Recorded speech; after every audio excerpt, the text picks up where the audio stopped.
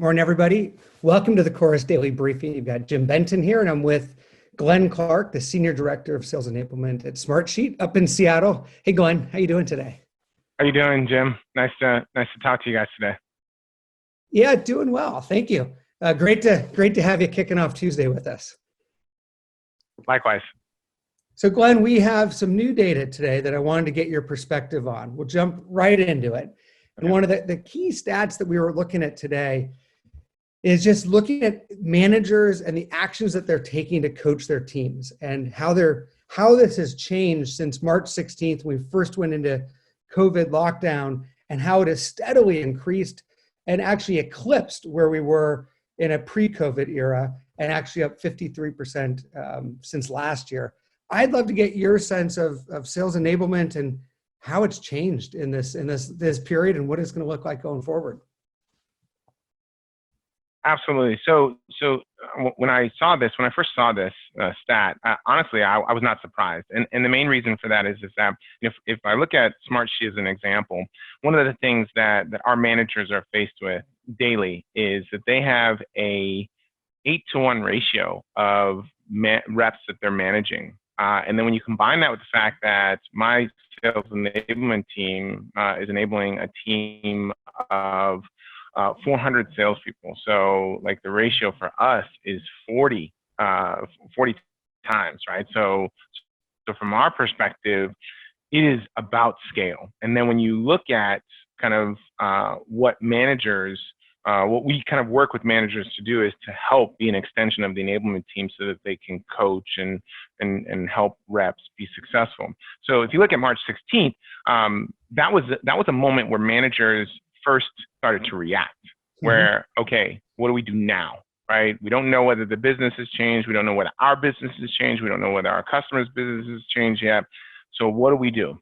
And then over time, what they leveraged likely was the things that they've typically done to kind of help their reps be successful. But now as we've adapted to kind of the new normal, right? The remote experience, the hallway conversations, the random kind of tell me about that deal, how do we strategize? It's more intentional now. And so with managers, what they're having to do is they're having to kind of get in and really understand kind of the specifics of the deals and specifics of the opportunity to work with their reps to be successful. And in order to do that, they're looking at information and tools like Chorus to be able to say, okay, what type of information intel can I grab? And then those will kind of facilitate how I coach. So I'm actually not surprised by that. I think it's great. And even for Smartsheet, we want to continue to see that upward trajectory in terms of how managers are actively enabling their teams as well. And Glenn, in terms of onboarding new hires today, have you had to do new onboarding classes since we've gone into shelter in place? We have actually. If I were to kind of characterize an essential role, I would definitely say that sales is an essential role. And so with that, companies like Smartsheet are still making investments in hiring new salespeople. And so for us, it wasn't the fact that we're shelter in place that changed kind of our hiring pace. It was actually the new environment of onboarding remotely that changed it. And so one of the things we had to do really quickly was we had to pivot to how do we offer a rich onboarding experience in a completely remote environment. And so the good news for us is that we're a global company. So we have offices across the globe. And so virtual is a part of our DNA. But what was not a part of our DNA was the idea that for our inside sales team, that we would start offering our 30-day bootcamp onboarding in a completely remote setup. And so one of the things that we focused on was not so much whether or not the content changed, but how it was facilitated. And so we use Zoom, and so we've capitalized on the functionality of some of the breakout features and the chat features and the poll features to offer a much more engaging experience so that it's not kind of a talking head experience for 8 hours a day. But the other thing that we did, even in the design of our onboarding, was we offered kind of a blended approach. So there are some programs that are, 8 hours of training a day for 2 weeks, and then kind of you're setting them on their way. Whereas we have them for 30 days. And so what we've done, and we've done this for years, is since we've got you, we're going to mix it up so that there's no muscle memory that sets in like, okay, every day I'm going to be in a training at this time.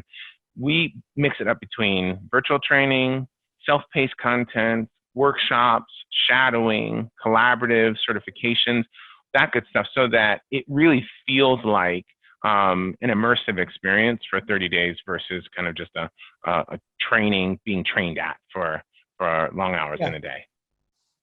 Glenn, I'm curious, as many of us have talked about higher levels of productivity as we've worked remote, as you look at onboarding being 100% remote, as you just talked about, this engaging and rich experience, any surprises, anything that surprised you that might be more productive about it this way than what we were doing before? No surprises in terms of the productivity piece. I think I'll phrase it one way, which is the feedback that we're getting is that the reps who are going through it were worried coming on board and they likely have gone through live trainings before, but coming on board and saying, and kind of going through an entire virtual onboarding. There was a worry there because we all know that having to sit in front of a computer screen for hours a day, multitasking sets in. It's maybe hard to feel connected with your trainer and your team.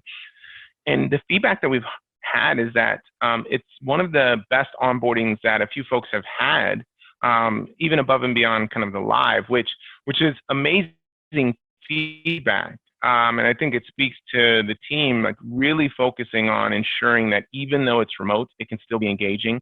We can still ensure that stuff is sticking, and it can still set you up for success. I think it's great. Well, I'm incredibly inspired by this slide to see that sales community is getting more coaching today in a remote environment than they were in a pre-remote environment, which is fantastic. The other data that I wanted to get your thoughts around is we've looked at the updated data on cold calls and connect rates for this week. So cold calls are continuing bouncing back over the last few weeks. They're still down 25% since January, but noticeable improvement over the last 3 weeks. Connect is holding steady at 10%. You mentioned that challenger sale is a methodology that you've embraced at Smartsheet. Any changes to how we implement or activate these methodologies at this time? I'll kind of preface all of that by saying that one of the things that we've heard from our sellers right now is that they want to be highly focused on closing business. And so with that approach, it doesn't lend itself to the traditional ways of enabling, where you maybe have a weekly hour-long training around enablement. In actuality, what we're hearing from them is we want it in bite-sized chunks, or we may or may not consume that. And so the approach that we've taken is more of what I'll call an organic approach, and also one that is kind of hitting folks where they are and in stride. And so when I think about enablements and methodologies and other enablement activities, that's our lens is how do we give it to you in a way that doesn't feel like it's a heavy lift. And so on Challenger specifically, we're not doing kind of parochial Challenger training right now. What we're doing is we're actually taking more of a bottoms-up approach where I'm working with my enablement team to infuse Challenger in all of the materials and touch points that reps use to either engage with customers or sell, so that it just becomes part of the fabric in their DNA. And those are the things that we're finding helps reps organically become Challenger reps. Without the heavy lift of you need to go through this Challenger training right now in the midst of you trying to close business. I think it's great. It makes sense that it's more on a bottoms up. And I'm curious, as you look at just outbound activity down across the data we're showing, how has your message changed specifically when you're doing outbound and pipeline development? That's a great question. And so the biggest thing for us is that everybody is experiencing the challenges, not only with the pandemic, but also kind of the economic downturn as a result of that. And so we first and foremost want to make sure I'm not tone deaf to the tribulations that companies. In addition to that, and I may be a little biased here, but we believe that Smartsheet is uniquely positioned to help in a time like this. And so what we've done is we've shifted our messaging to first and foremost to lead with empathy, right? That we understand that you may be facing challenges, and we've set up ways in which we can partner with customers and help them to still continue to use Smartsheet and see the benefit of that as they try and navigate these times.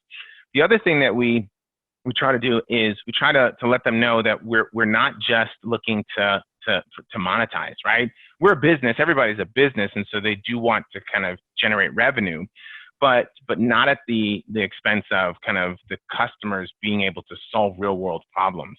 And so one of the things that we work with our sales team to do in our messaging is there is the reaction to COVID, right? And what your business may be needing to do, but there also is the long-term effect of that, right? Which is like, this may be here to stay for some time. And so as a business, you can't only be in react mode. You still have to plan for what your business is going to look like in the next few months and next years.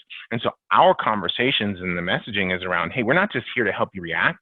We're also here to help you leverage Smartsheet as a platform that helps you run your business in the long term as well. And Glenn, I love it. I think that you're playing a critical role helping businesses, stay connected right now and productive on, leveraging Smartsheet. How do you keep your team motivated? How do you keep it interesting and fun? You mentioned onboarding, but just the day-to-day folks that have been with you for a while, this is hard. I mean, for all of us, even as we reopen and we re-energize, it's different. The human connection's not there. How are you solving for that? I'll first say that I am doing my best, because I don't know that, depending on who you subscribe to, they've got advice as to how you keep your team motivated. The biggest thing that I look at is, number one, we are all human beings and we're all going through our own versions of these challenging times. And the experience you may have may differ from your colleagues or mine, but that does not change the fact that it's likely still a struggle. And so the first thing that I lead with, similar to our messaging, is I lead with empathy, right? We're software companies. So we move very fast. It's about innovation. It's about adapting. And in the normal course of business, you accept that that's the normal pace. But when you are grappling with kind of the challenges of working from home and literally bringing your whole self to work, that changes it a little bit. And so one of the things that I've tried to embrace is that you can't have the normal course of business and the way you conduct a business apply wholeheartedly in today's, at least with my team. And so that means that some folks are going to start earlier, end earlier, start later, end later. Some folks are going to take a personal day. Some folks are, based on what we're doing, are going to work through the weekend. I just want to make sure that when I'm engaging with them, which is more intentional now, right? So it's a scheduled meeting, is that I'm getting a sense for how they're doing, not just physically, but mentally. And then the other thing that we try and do is we try to inject some levity, right? So for me, we have a question of the day. And first, I was I'm like, I'm not that creative. I can't come up with a question of the day every day. So I turned it over to the team. And the team started actually doing questions of the day, which it's funny because not everybody can weigh in, and myself included. And sometimes I'll come back hours later and the conversation takes on a life of its own, which is fun to see. We've done the virtual happy hours, but I have a global team. So our virtual happy hour happens at 1 p.m., which that might not be the time that you break out a beer or a glass of wine. So we did those, but then we've more just kind of settled into business as usual. And so we still do the questions of the day, and we chat and learn more about each other. But broadly, what I make a concerted effort to do is every time I engage, probably spend more about them, so that I can get a sense of how they're doing. and then just being really, really compassionate towards the challenges that they may be experiencing, so that they don't feel as though they know that I've got their back, and they know that Smartsheet has their back, and that there's no set way of how you're supposed to react to this. So just with the spirit of care, we'll get through this. And my wife says this, that we all want to come out of this whole. And so to me, that is kind of a guiding light for me, is how do I help my team come out of this whole, and what can I do to help with that? I love it. Your team is lucky to have you, and just the way your company is thinking about, supporting the team. I like your comment on the virtual happy hours. The time zones are tricky. I think I broke out a beer at 3 p.m. for our virtual happy hour. My wife looked at me like, aren't we starting a little early? And so it's tricky to get these things all lined up across the different time zones. Right. Hey, two more stats that are really, really interesting. Right. Is looking at the involvement of sales leadership in the sales process. And then next we'll look at the involvement of executives on the buying side. It just continues to go up. And we're now 91% increase in directors, 65% increase in executives joining the sales calls. You mentioned that there's some programs that you've been activating at Smartsheet. Are you seeing some more data? Is your team getting more involved, your sales leadership team, in the meetings? Oh, absolutely. For a lot of salespeople, they've never experienced a selling environment like this in their careers. And so you're going into uncharted waters that will work for them while they are scrutinizing their expenses. And so the leadership team is absolutely, I agree with you, actively involved in helping, because they can lend their expertise, they can lend their experience to helping those deals come across the finish line. But also they can lend their creativity to land on a solution that'll work for both Smartsheet and the customer. So that's that. We've seen it at Smartsheet as well. The leadership team is actively involved in many deals to help land on the solution for the customer, and hopefully win some additional business. And Glenn, the last stat is that the buyers, we're seeing a significant increase, really big jump week over week of executives and directors joining calls. What's happening here, and how do we coach our teams how to lead these calls when we see more exec involvement on the buying side? I'm also not surprised by that stat either. If you're facing economic challenges and struggles, most executives start to scrutinize the expenses and the spend. And so yeah, we're even seeing it on our end. Our executive team is actively involved in the spend that we're looking to make. And so as a sales rep, what we are encouraging our reps to do is to be aware of what is important to an executive. We just had an all hands meeting where we talked about the CFOs are actively involved in a lot of these engagements. So you should be aware of what the CFO cares about. So if you can come to the table having an understanding of what the C-suite cares about as they are actively involved in the purchases, that just helps fuel the conversation. And puts you in a better position to partner, not just with who will be using the product every day, but the people who are actually purchasing the product. I think it's great. We've heard a lot about the CFO right now being involved, and just the tactics that we can do to help arm leadership to get deals past the CFO, and really capturing the value. As Lars mentioned, extreme ROI right now. Hey, Glenn, really appreciate you joining us today. Thanks for helping us kick off Tuesday and sharing your insights. You've got a wealth of experience on enablement, and just awesome to hear how you're thinking about this.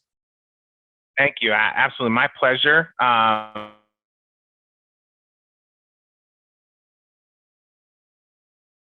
It's something that today that helps enable the other sales enablement folks out there. I'm always happy to chat through my experiences. Love it. Well, hey, thanks, Glenn. We'll see you around. Appreciate it. All right. Thank you. Appreciate it, Jim.